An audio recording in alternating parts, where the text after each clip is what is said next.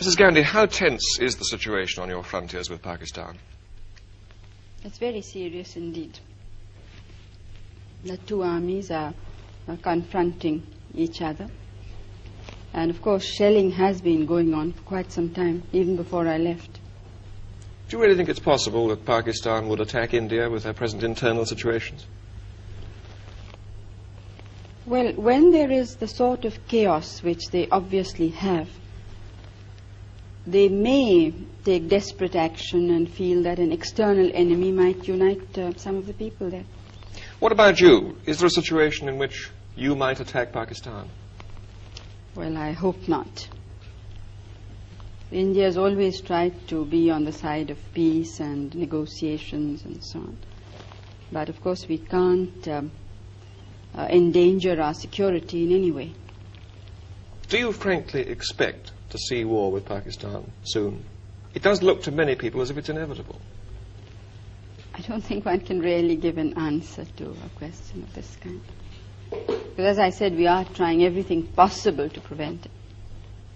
Why have you not felt able to agree, as the Pakistani president has, and he suggested it, that you should withdraw some troops from your frontiers? Pakistan, as I moved its troops forward, a considerable time before we did. Now, while they were there on our border, nobody raised any question that this endangers peace, it endangers our country. Now, when we felt compelled in the interest of our defense, the whole world seems to have woken up. Now, it seems a very unrealistic situation to me. And as far as going back is concerned, our positions are much further back. I mean, we don't have a second line that could serve us should Pakistan decide to attack after all.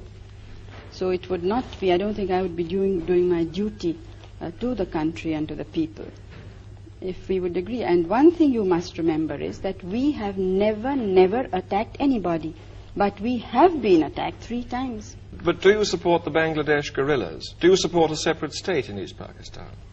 You see, it's not a question of supporting or not. The question is what is likely to happen. I don't think we can shut our eyes to the situation in a neighboring state. I think, and I personally think that most of the world believes this, so they may not be willing to say it out openly, that Pakistan as it existed can never be the same again. But don't you think the situation on your frontiers might be less dangerous if you personally were to meet Yahya Khan, so that you understood each other's positions more clearly?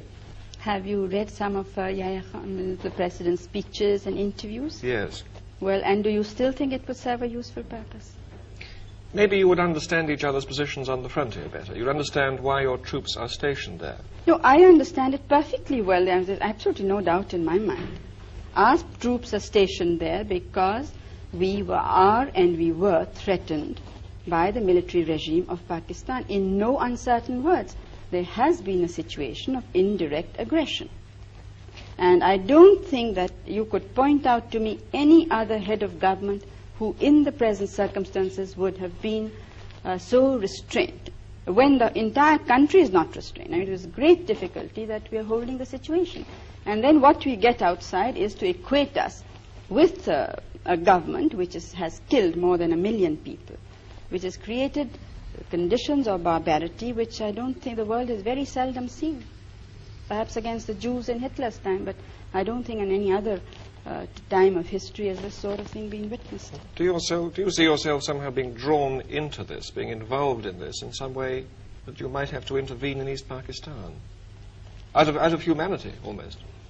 Well, East Bengal is the affair of the leaders of East Bengal. Now, it's up to them what should happen there. Final question. The refugees are still coming over and you have this enormous problem in India. How much longer can you sustain this? Oh, we can't sustain it now. Longer it's now for some months it really has been something that's, water going higher and higher. What are you going to do about it? Something will have to be done. Well, one thing I must say, that I am absolutely determined that all the refugees of all religions must go back. We are not going to absorb them in our population. Would you have necessarily put them back by force? Well, I'm not jumping bridges before I come to them, but I'm only sure of this, that they have to go back.